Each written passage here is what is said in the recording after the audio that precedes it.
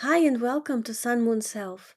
In this video, I'm going to examine the birth chart of one of the most notorious magicians and occultists in recent history, Aleister Crowley. He was born Edward Alexander Crowley on October 12, 1875, and was a ceremonial magician, author, occultist, painter, hunter, mountain climber, and founder of the philosophical religious movement Thelema.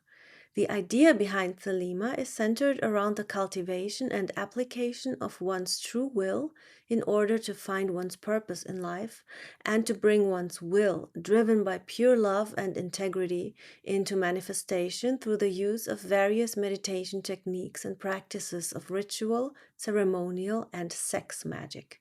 That's magic with a CK.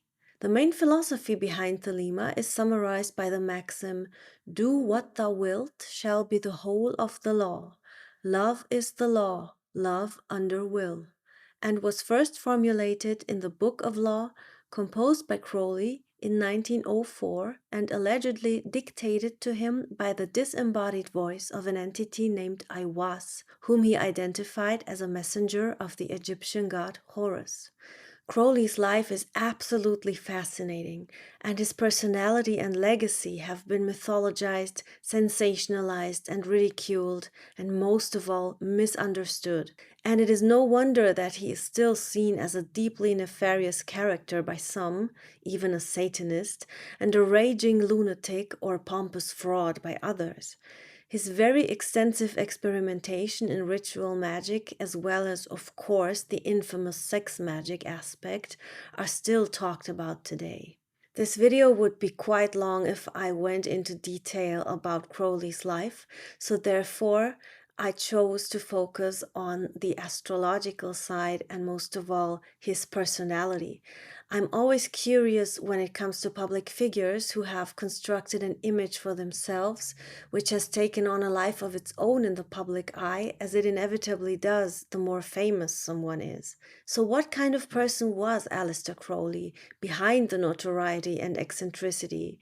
Or were these just parts of his personality that he simply didn't bother masquerading? Can we see the human being, what motivated him, what he struggled with, his true character and life path in his birth chart? Was he a genius, a lunatic, or both? Let's find out. The Leo ascendant makes perfect sense for a man who enjoyed attention and being different, who was grandiose in his appearance and speech, and who wasn't shy in any way. Leo's ruler, the sun, is in Libra, the most intelligent and rational zodiac sign. Libra is also connected with a great sense of integrity, so it would have been very important to him to live according to his own standards and do whatever he felt was right. When looking at the sextile between the Sun and Uranus in Leo in the first house, being an eccentric, a revolutionary, and wanting to change the world according to higher ideals, but also his own ego, is what motivated him, and that is pretty much how he presented himself too. The first house is how one meets the world and how one is perceived by others, so it's clear that his image was motivated by a deep personal drive. He was, of course, a showman and enjoyed causing outrage and scandal. It fed his ego, and it was in his nature to shake things up, to question authority and the established order. He also had a great knack for inventing and reinventing himself. With Venus conjunct the Sun in Libra, art, beauty, and pleasure would have been a huge part in his home life as well as his public persona. He grew up in a strict religious household, his father being a retired engineer turned traveling preacher for a fundamentalist Christian sect called the Plymouth Brethren, so there was probably not much focus on sensual pleasure when he was a child. However, he would have been naturally drawn to intellectual refinement and discourse. His father is represented by both the Sun and Saturn. With the sextile to Uranus, the Sun in the role as father seems to have had a positive influence on him, and Crowley himself described his father as his hero and friend. It is quite possible that his father's religious teachings inspired his own quest for spirituality, although Crowley, true to his rebellious nature, wanted nothing to do with the dogma attached to it and would point out logical inconsistencies within the biblical texts, much to the displeasure of his teachers, with whom he would butt heads regularly. Focusing on logic is very much a Libra trait. With the sun's placement, it is clear that Crowley in his youth was highly intelligent and looked for logic and reason, which would have made him a naturally inquisitive person that is hard to fool, and most certainly not somebody who would blindly follow orders. Saturn, the archetype of the father and authority, is in Aquarius. This sign is traditionally ruled by Saturn, the modern ruler being Uranus. In retrograde, Father Saturn represents a lack of structure, discipline, or dependability, and Aquarius is especially indicative of emotional distance or some kind of an unconventional relationship with authority. His father would have been a very disciplined and strict person, I assume, due to his religious activities. However, due to his early death when Crowley was just 11 years old, there clearly was a lack of paternal disciplinarian in his life, so this accounts for the unconventional relationship indicated in the chart. It is after his father's death and having inherited a substantial amount of money that Crowley would display increasingly eccentric and libertine behavior that was considered shocking and scandalous at the time. The trine between Saturn and the Sun emphasizes that the role of his father was supportive of Crowley's lifestyle, and opposite Uranus, it reinforces the lack of structure and points to an incredibly strong urge to express himself. I'd even go so far as to say that Crowley could have had a pathological fear of being boxed in and a deep-rooted disgust for societal morals and structures, which he must have found not only stifling, but profoundly odious and despicable. His mother, represented by the moon in Pisces, seems to have been a very sensitive woman who could have been psychically gifted, perhaps did not have the strongest physical constitution, and may have been prone to addiction or even depression. She could have also been artistically talented, but definitely spiritually inclined. Moon in Pisces can also symbolize an openness to religious fanaticism. The moon making a quincunx to the sun is interesting. A quincunx is an aspect between two bodies that have nothing in common, which is reflected by the relationship with her son that apparently wasn't affectionate at all. She called him the Beast, a name he wore with great pride. The moon represents the female archetype in general, not just the mother. So here we can get a glimpse into Crowley's relationship with women, as well as how he would have dealt with his own emotions. There's a strong sexual element in the trine with Jupiter and Mercury in Scorpio, as well as the sextile to Mars in Capricorn and Neptune and Pluto retrograde in Taurus.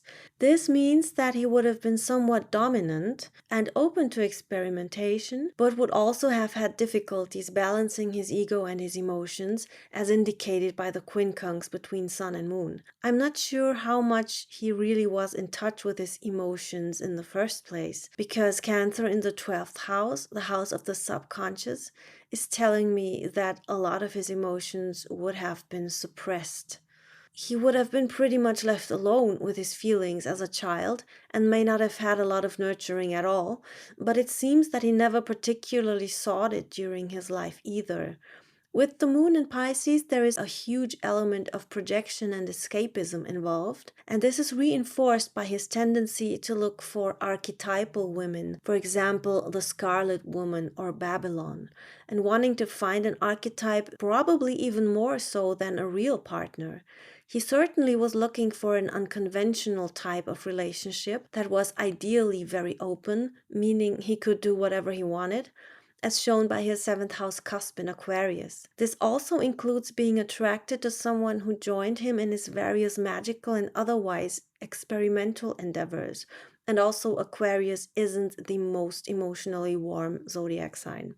He wanted a partner in crime, so to speak, not a boring wife, and certainly not a normie. With the 12th house Cancer and the moon in Pisces, despite hinting at a certain suppression when it comes to emotions, he most likely did have a lot of compassion, but for the most part it would have been hard for him to show it, since he himself hadn't had much nurturing. He was definitely capable of caring for others in his own way, but he always wanted the upper hand. Neptune retrograde hints at someone who can read people very well, is hard to fool, and can also be somewhat controlling or manipulative if they choose so, which also mirrors the dark side of Libra. This sign is often greatly underestimated by the New Age enthusiasts because they keep harping on about the peace and love qualities, or that Libra can take so long to decide because they need to weigh all arguments against one another before coming to a conclusion or making a decision. In typical shallow fashion, this is then interpreted as being chronically indecisive, which is not really the case. It would be far more accurate to recognize the razor sharp mind of Libra and therefore the ability to make extremely smart moves and put on a brilliant poker face. So, in short, Crowley would be quite controlling, and he indeed sought out malleable proteges he'd take under his wing and then manipulate in certain ways. But this trait would have given him a highly persuasive character in general. For a sensitive character, such as his one-time lover Victor Neuberg, a liaison with Crowley would have been emotionally devastating. Neuberg actually suffered a nervous breakdown at one point.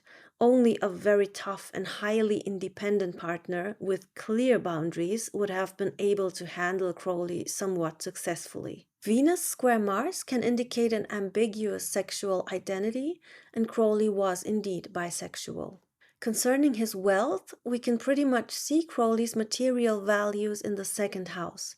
The cusp is Leo, so this indicates an attraction to luxury, and with Leo's ruler, the Sun conjunct Venus, this is even stronger. But part of the second house is also Virgo, indicating a more reserved and frugal quality. This was certainly the case for him in his latter years, despite spending money as quickly as he made it and not having any concept of moderation. We can see Virgo's ruler Mercury in Scorpio making a supportive trine to the moon. Knowing Crowley's life circumstances, it's easy to see drug abuse and also a strong sexual appetite.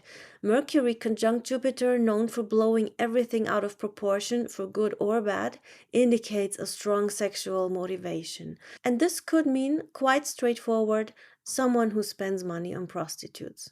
The MC, the 10th house cusp, is in Aries. This house is all about one's public image and also career.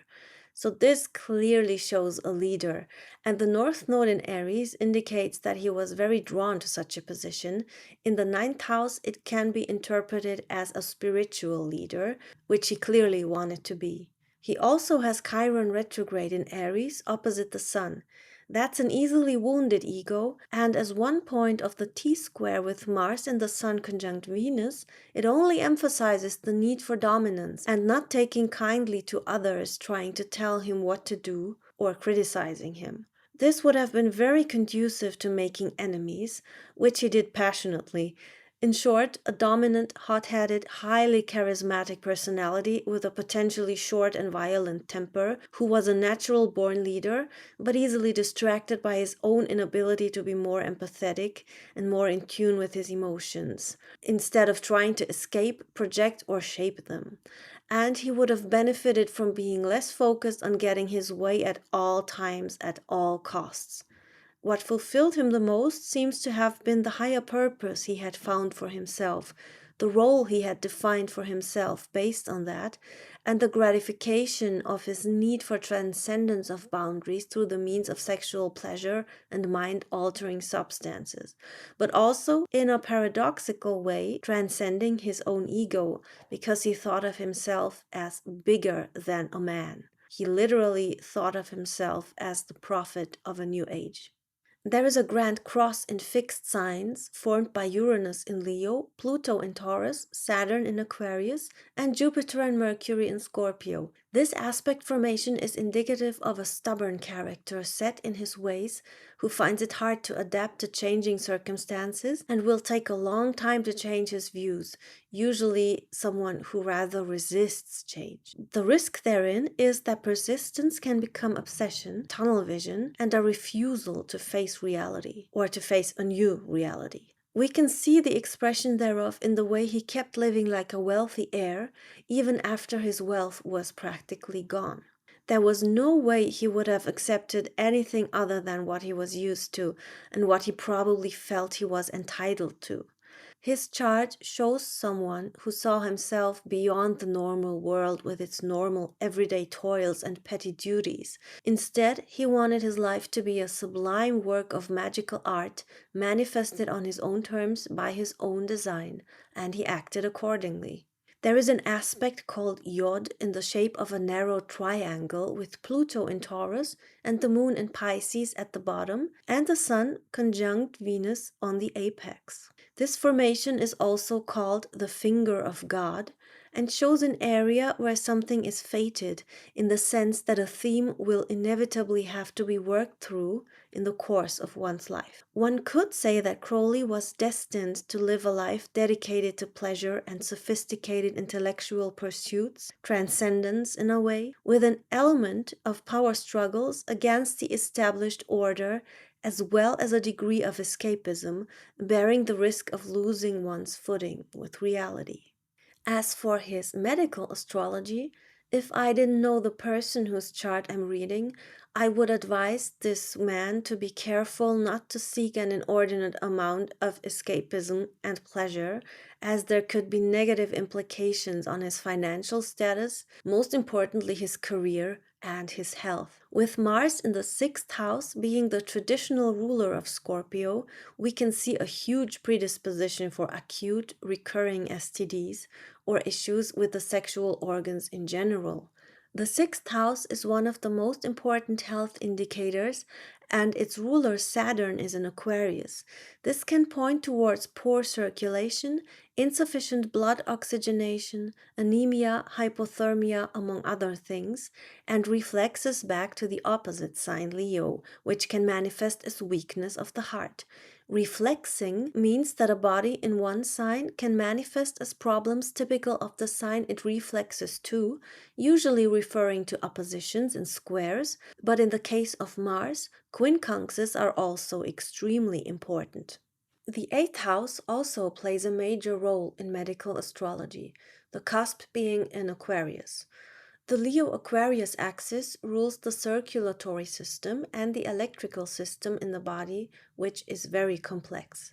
Another crucial house is the 12th, ruled by Cancer and representing stomach and breast issues, but it can also indicate mental illness, delusion, and a lack of empathy for others due to being too absorbed in one's own needs. The Moon, the ruler of Cancer, is in Pisces, where it can show a tendency towards addiction and drug abuse. Crowley had contracted various STDs in his life, and there are a few predispositions for serious health issues in his chart. First of all, his Sun in Libra indicates kidney disease, which he had indeed.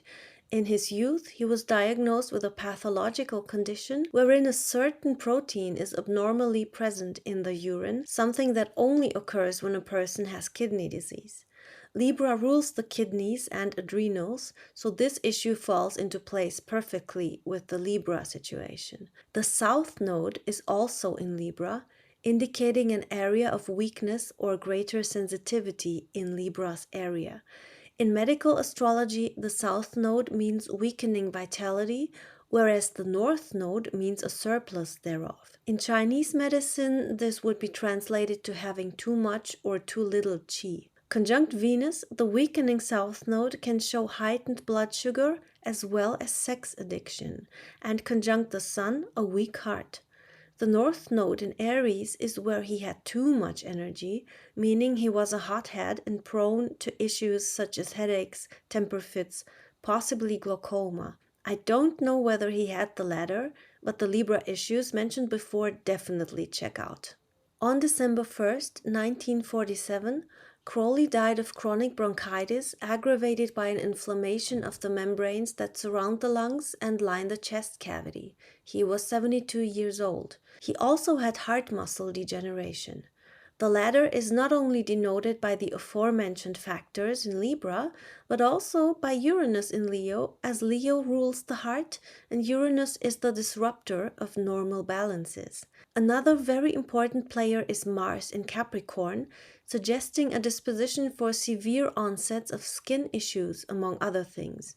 I don't know if Crowley suffered from that, but Mars makes a quincunx to Gemini, which is a highly significant aspect for Mars. Mars, like Saturn, is a malefic in medical astrology. This quincunx can display as asthma, bronchitis, and the specific inflammation in the lungs which Crowley died from, along with pneumonia and overactive nerves, insomnia, and mental illness. Needless to say, prolonged drug abuse won't exactly support one's mental health either. Mars reflexes to the opposite sign Cancer, which suggests problems with the stomach, breast, and most notably, pneumonia. Crowley had some very difficult predispositions, which don't necessarily mean that he had to manifest illnesses, but they were highly emphasized by the fixed Grand Cross, which usually hints at long-standing, persistent ailments that are hard to get rid of if left untreated, and will only build up in the course of a lifetime. Plus the drug habit. It's no wonder that these predispositions were triggered and kept worsening. Here we can see how precisely medical astrology reflects a person's health issues, even down to very specific areas. All in all, I think the way Crowley presented himself to the world wasn't much of an act, even though he could be highly manipulative and knew how to get people talking and truly enjoyed his notoriety. As a Libra, he would have had a natural disdain for coarseness and simple-mindedness, but he knew how to make use of such persons in ways that served his goals. The darker side of Libra, possessing extreme intelligence and being able to put on a perfect poker face, certainly came in very handy at times. Crowley had integrity in that he was convinced of a personal, higher truth and his status as someone beyond a mere average human. He had high standards for himself and his own set of morality outside of the common societal norms, which, from what I've seen in his chart, he had zero respect for. Not only was he fascinated by ancient gods such as Horus, of whom he regarded himself a messenger and prophet, it seems that he was permeated by an innate sense of importance that can only be partly identified as egomania. The other part would be something that outshines the ego in a way. I see someone who put his sense of self, even though it was quite inflated, in service of an even grander goal and principle, meaning he probably truly wanted to change the world and change the way magic is employed. The birth chart supports his notion of being the one to usher in the Aeon of Horus, the new age for humanity. He was a man of remarkable intellectual acuity, but with an equally strong appetite for sublime bliss and an unquenchable yearning to transcend limitations that in some cases might have better been left intact. His evocation of the ancient demon Choronzon comes to mind here. A person with a chart like this could only be a rebel, innovator, leader, maverick, or revolutionary of some kind, and driven by ruthless individualism and an almost insatiable desire for self-realization, and most of all, an honesty with himself despite being perceived otherwise. He certainly was a handful, and he wouldn't have wanted it any other way. I hope you have enjoyed this video. If so, please subscribe to my channel and hit the notification bell, and visit the community tab for more frequent astrology updates. I upload new in-depth videos regularly, and I'm already working on the next one, so stay tuned.